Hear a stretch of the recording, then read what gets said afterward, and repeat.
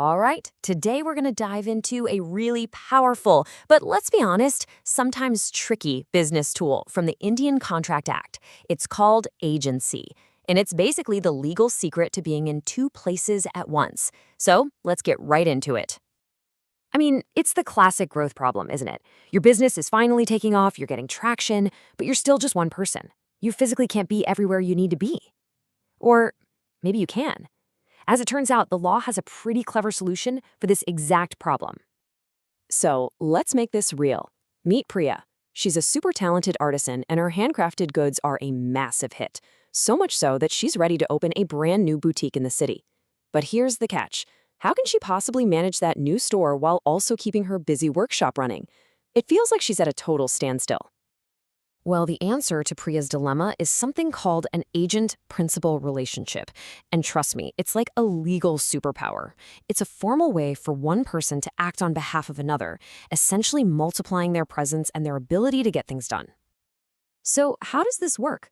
It's actually pretty simple when you break it down. In our story, Priya is the principal. She's the boss, the one giving the instructions. She then hires Ajay to run her new store. That makes Ajay her agent, the person who is legally empowered to represent her and her business. And this all comes down to a really old legal idea. What you see on the screen is a Latin maxim that basically says, he who acts through another is deemed in law to do it himself. So what does that actually mean? It means that when Ajay signs a lease or orders inventory for the store, in the eyes of the law, it's as if Priya did it herself. His actions become her actions. And that right there is both the magic and the risk of agency. Okay, so you can see the power here. But how do you actually create one of these relationships? How do Priya and Ajay make it official? Well, it all boils down to one word, authority. And there are a few different ways that authority can be established. The two most common ways are what we call express or implied authority. Now, express authority is exactly what it sounds like. It's spelled out, either in a written contract or just a clear verbal agreement laying out exactly what Ajay's role is. But then you have implied authority. This one's a bit different. It's based on the situation. If Priya makes Ajay the store manager, it's just implied that he has the power to do normal manager things, like ordering new stock or dealing with customers. Now, this is where it gets really interesting. There's this concept called agency by estoppel. This is where an agency can kind of pop into existence, even without a formal deal. So if Priya consistently tells her suppliers, just deal with Ajay, he handles all the orders, and she always pays the bills he runs up, she can't suddenly turn around and say he's not her agent. She is legally estopped, or stopped, from denying it. Her actions created the agency. Okay, but what about a real emergency? Imagine a fire breaks out at Priya's workshop and she's completely unreachable. Well, the law accounts for this with something called an agency of necessity. Her caretaker in that moment can become her agent, legally empowered to take reasonable steps like authorizing emergency repairs to save her business. It's like a built-in legal safety net. All right, so we've covered how agencies are formed, but, business isn't always straightforward. Things can get complicated.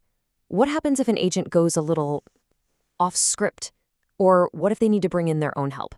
Let's wade into some of those trickier waters.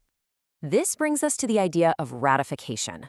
Imagine this scenario. Ajay finds the absolute perfect set of display furniture for the new store. The only problem? It's way over the budget Priya gave him. He takes a risk and buys it anyway. Now, Priya has a choice. She can either reject the purchase or she can ratify it, basically give her approval after the fact. If she ratifies it, the law treats it as if she gave him permission from the very beginning.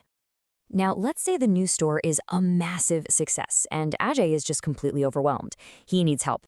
But can he just hire someone to help out? Well, not so fast. The law is very specific here, and it makes a huge distinction between a sub-agent and a substituted agent. And believe me, the difference is absolutely crucial. And here's the key difference. A sub-agent is hired by Ajay and is Ajay's responsibility. Priya has no direct connection to them. But a substituted agent is different. They are appointed with Priya's direct approval, and they work directly for her, just like Ajay does. The chain of command, the legal responsibility, it's completely different. And for a business owner like Priya, knowing that distinction is a game changer. When you boil it all down, this entire relationship is built on one thing: trust. But of course, the law doesn't just leave it at that. It provides a very clear rule book with a whole set of duties for the agent, and, importantly, rights that protect them, too. The duties of an agent, like Ajay, are pretty serious.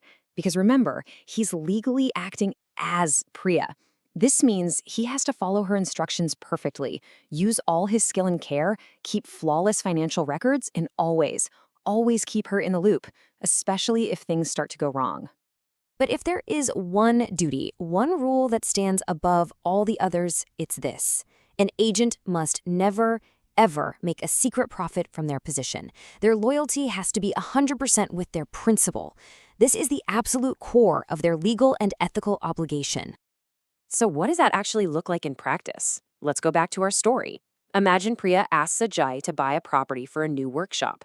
Ajay finds a great spot for 24 lakhs. But he goes back to Priya and tells her it costs 26 lakhs, planning to pocket the 2 lakh difference. That is a secret profit.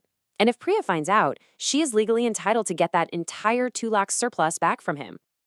Now, this isn't just a one-way street with a long list of duties for the agent. Agents have rights too, and they're just as important. Obviously, Ajay has the right to get paid his salary, but he also has the right to be reimbursed or indemnified for any legitimate expenses he pays out of his own pocket while he's doing his job for Priya. So we've talked about how to start an agency and the rules for running one. But what about when it's time to end it?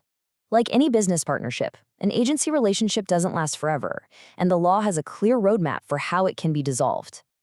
Well, the relationship can wrap up in a bunch of different ways. For starters, Priya, the principal, could just decide to revoke Ajay's authority. Or, on the flip side, Ajay could renounce the agency himself. But it can also end automatically, say when the specific business task is finished, or, sadly, if either Priya or Ajay passes away, or if the principal goes into insolvency. But here's a really, really important detail you can't miss. Let's say Priya decides to fire Ajay. The termination isn't actually effective the second she decides. It's only effective once Ajay knows about it. And what's more, if there's a supplier who has always dealt with Ajay, the termination isn't effective for them until they've been notified too. Any deals Ajay makes before they're told could still be Priya's responsibility. So there you have it. When you put it all together, what is agency? It's this incredible legal framework that can literally help you be in two places at once and turbocharge your business growth. But it's so much more than just contracts and legal clauses. At its very core, it's about trust.